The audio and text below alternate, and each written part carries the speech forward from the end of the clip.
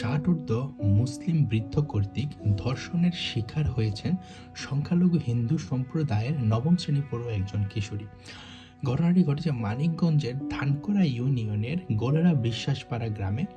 সেই ধর্ষকের নাম সলিম শেখ এবং এই ঘটনাটি ঘটেছে প্রায় আজ থেকে 7 মাস আগে।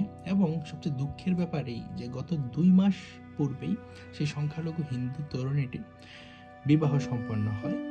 তো ধর্ষণের ঘটনার প্রেক্ষিতে জানা যায় যে সেই সলিম শেখ তার বিভিন্ন স্যানিটারি বিজনেস আছে এবং সে এই যে সংখ্যালঘু হিন্দু কিশোরীটি তার বাবা মা অন্যত্র চাকরি করে, সারাদিন বাসায় থাকে না এবং সে তার বোনকে নিয়ে বাসায় থাকে। এই সুযোগে তাকে ভয়ভীতি দেখিয়ে যে তোদের এখান থেকে চলে যাইতে হবে, যদি তোর মায়ের কাছে কিছু বলিস তোর বাবা মা সবাইকে মাইরা ফেলবো, তোদের এই দেশে রাখবো না, এইসব বইলা তাকে ধর্ষণ করা হয়। পরবর্তী সময়ে সে এখন প্রায় অন্তঃসত্ত্বা। তো এই ছিল টোটাল অভিযোগ এবং আপনারা নিউজ লিঙ্ক আমি দিয়ে দিব।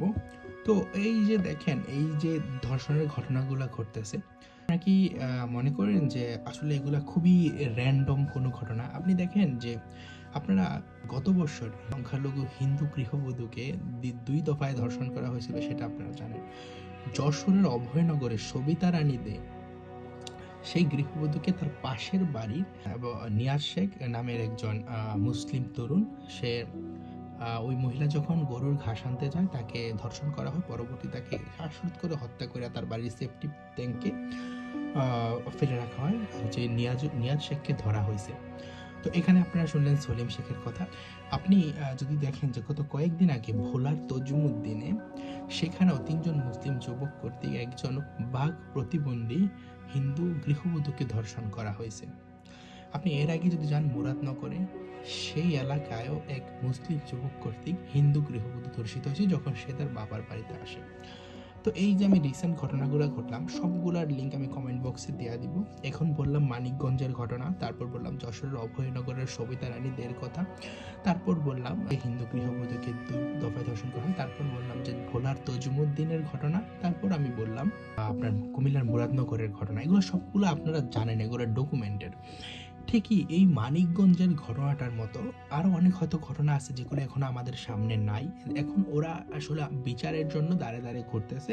সে যেহেতু স্থানীয় প্রভাবশালী মানুষ, মেয়ে বলতে পারে না, এটা বাংলাদেশের প্রেক্ষিতে খুবই স্বাভাবিক। আপনি দেখেন যেখানে হাতিয়ায়, নোয়াখালীর হাতিয়ায় হিন্দু সম্প্রদায়ের মানুষের সামাজিক অবস্থাটা আসলে কেমন বাংলাদেশে, যখন নোয়াখালীর হাতিয়ায় সে উলু দিছিল, শঙ্খ বাজাইছিল, এই কারণে তাকে ঘরে আইসা মাইরা গেছে তার পাশের যে প্রতিবেশী মুসলিম সম্প্রদায়ের মানুষজন। তো সেইখানে একটা মানে একটা 9 পড়ুয়া, 9ম শ্রেণী পড়ুয়া একটা কিশোরীকে এই ধরনের ভয় দেখে ঘটনা করা কি খুবই অসম্ভব? যাই হোক, এই জিনিসটা তদন্ত হবে এবং আমি এছাড়া বাকি যে 4টা ঘটনা করলাম এগুলো সবগুলো ডকুমেন্টেড। কিন্তু আপনি যদি সোশ্যাল মিডিয়া খুলেন সেখানে আপনি শুধু দেখবেন যে শুধুমাত্র ধর্ষণ হিন্দুদের ধারা হইতেছে। আপনি protect our sisters, defend our sister, save our sisters, against Hindutva, fight against Hindutva. তো এইগুলোর পেজ আপনি ঢুকলে দেখবেন যে তাদের আসলে নিউজের সোর্স কি, তাদের নিউজের সোর্স তাদেরই অন্য একটা পেজ। এবং তারা সাপোজ ধরেন একটা হিন্দু ছেলের সাথে একটা মুসলিম মেয়ের ফ্রেন্ডশিপের সম্পর্ক তারা ছবি তুললে ওইটাকে দিয়ে প্রচার করে যে ধর্ষণ করা হইতেছে এবং দেশের মেজরিটি মানুষকে ওরা বোঝাইতে চাইতেছে যে হিন্দুরা শুধু ধর্ষণ করতেছে। আপনি আপনার দৃষ্টিকোণ থেকে বলেন যে আপনি কি সোশ্যাল মিডিয়া খুললে এটা দেখেন না? বা আপনারা কাইন্ডলি প্রত্যেকটা নিউজের লিঙ্কটা একটু দেখবেন। এবং আমি একটা কথা বলতে চাই যে গত কয়েকদিন আগে সিলেটের সেম একটা ঘটনা আসছে হবিগঞ্জে। তো এই ঘটনাটা অ্যানালাইজ করে আমি কি পাইলাম, যে হিন্দু ছেলের সাথে মুসলিম মেয়েটার প্রেম ছিল। পরবর্তী সময়ে তারা যখন জানে যে তাদের পরিচয় ভিন্ন, মানে ধর্ম পরিচয় ভিন্ন, তারা সিদ্ধান্ত তারা সম্পর্ক আগাবে না। তখন হিন্দু ছেলেটার ফ্রেন্ড ভৈরব, সেটার নাম, সে ভৈরবের ফ্রেন্ডরা ওই মেয়েকে ধর্ষণ করে। ফ্রেন্ডরা মুসলিম, কিন্তু এইটাকে protect our sisters, defend our sister, তারপর আমেরিকান থেকে ফান্ড দেওয়া হয়, এখানে কাজ করে বাংলা এডিশন, ইনকিলাব, এগুলো কাজ করে তাদের একই কোরামে।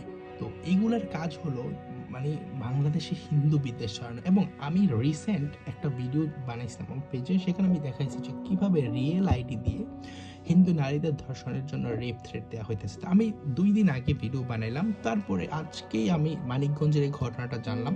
তার আগে আমি 5টারও রেফারেন্স দিলাম, আমি সবগুলো রেফারেন্স আমি কমেন্ট বক্সে দিয়ে দেবো এবং যেগুলো বলছি সেগুলো সব 24-এর 5ই আগস্টের পরের ঘটনা, আগের ঘটনা না।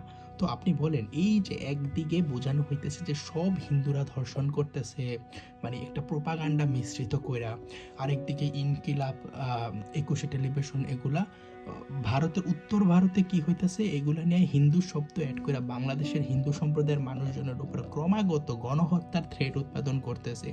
এখান দিয়ে হিন্দু মেয়েদের প্রতি বা নারীদের প্রতি রেপ থ্রেট উৎপন্ন করতেছে। এই যে কমেন্ট বক্সে দেখবেন যে হিন্দু নারীদের প্রতি কী ধরনের ভয়াবহ কমেন্ট ওরা থ্রো করছে, এবং আমার ভিডিওটা আমি লিঙ্ক দিয়ে দিব কমেন্ট বক্সে, এবং আপনারা দেখতে পারবেন যে সেখানে আমি কীভাবে দেখাইছি যে রিয়েল আইডিগুলো আসলে কীভাবে রেপ দেওয়া হয়েছে। সেখানে কিছু ছাগল আইসা আবার হাহা রেক দিছে, কিন্তু আমি সব কিছু প্রুভেন দিছি, এবং সেখানে আমি স্ক্রিন রেকর্ড করে দিয়ে দিছি আসলে তারা কী কী বলছে। তো এই যে একদিকে গণহত্যার থ্রেড টিএমটি, আরেকদিকে নারীদের ধর্ষণ করার থ্রেড, এবং পরবর্তীতে এই যে ধর্ষণের ঘটনাগুলো ঘটতেছে এগুলাকে ডিনাই করা, এগুলো ডকুমেন্টেড ঘটনা, সব কিছু বাদ দিলাম, কিন্তু উল্টা হিন্দুদেরকে আবার বিভিন্নভাবে ট্র্যাপে ফেলানোর চেষ্টা, হিন্দুদেরকে ভাগুয়া সন্ত্রাসী বলা, হিন্দু যুবকদেরকে মপ কইরা মাইরা ফেলা, যেমন হৃদয় রবি দাসকে মাইরা ফেলা হয়েছে যে মুসলিম মেয়ের সাথে প্রেম আছে এই সন্দেহে।